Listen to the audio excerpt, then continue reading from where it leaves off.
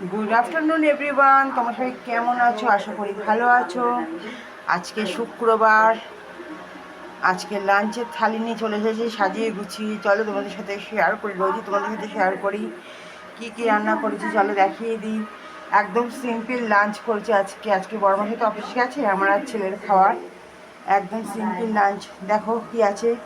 আছে ভাত, পেঁয়াজ, লেবু, আছে শশা, পাঁপড় ভাজা, এটা হচ্ছে আলু আর গাঠি কচুর দম।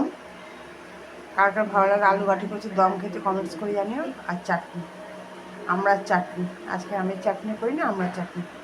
কেমন লাগলো দেখতে আজকে লাঞ্চের থালি অবশ্যই কমেন্টস করে জানিও।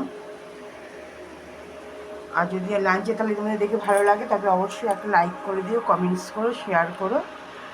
যারা নতুন দেখছি অলরেডি সাবস্ক্রাইব করে দিও। ভালো থেকো, সুস্থ থেকো, সাবধানে থেকো। দেখা হবে নতুন একটি ব্লগে। টাটা।